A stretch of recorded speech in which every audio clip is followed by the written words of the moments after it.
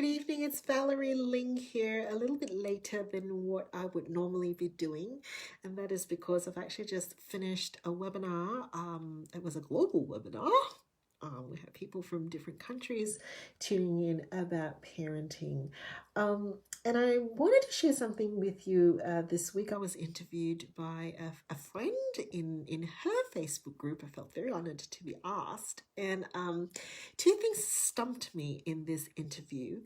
The first was my dear friend who was interviewing me was saying that the things that I had to say was quite profound. Initially I thought that meant that there were things that didn't make sense. That is not what profound means, but in your head, when you're critical about yourself, you think, I'm not making sense. I'll probably need to unpack that. That was, one thing that went into my mind. And then the second thing that then I thought of is, the second thing that stumped me was my dear friend asked me, who inspires me? And I couldn't answer it on the spot. And that was really weird. And I thought, why can't I answer this? And I guess the answer to that, really off the top of my head, is that no human being truly inspires me. Works inspire me, music and art, maybe not art, music and certain stories inspire me. But I wanted to just share with you what conclusions I've come from, because the parenting webinar made me think about this thing about reflection. It's not a monastic activity. It's really not something that is navel gazing. At the end of the day, the pace of life in our world is extremely fast, extremely, extremely fast.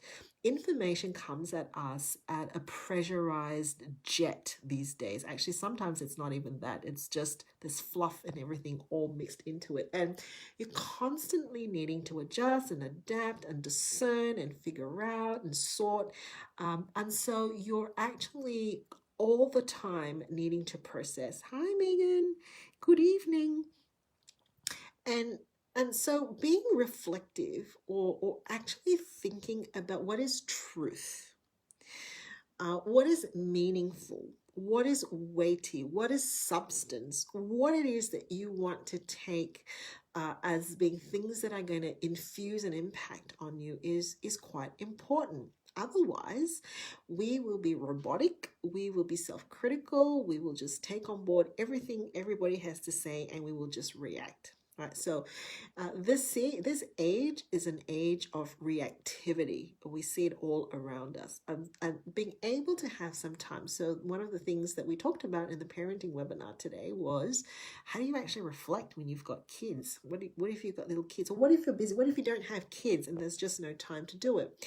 And I guess what I was trying to say was that we make time for it. It's a discipline, right? To slow ourselves down, to really get in touch with the things that matter, hearing our own voice, thinking about what information we want to keep and what information we want to throw out.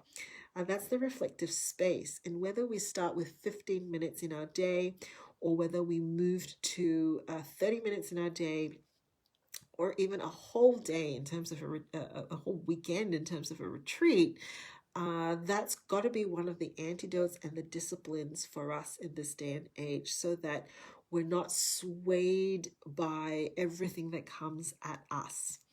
The thing about who inspires me, I realized that related to I guess the kinds of things that get bombarded with us is people don't take perspective and point of view very well anymore.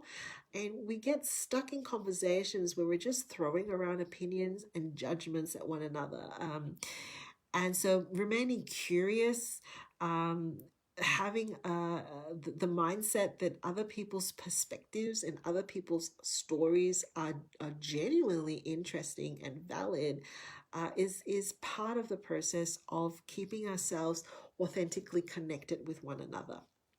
So these are my parting thoughts. It was what I wanted to say to the parents. Hopefully I said that succinctly in a way that they understood.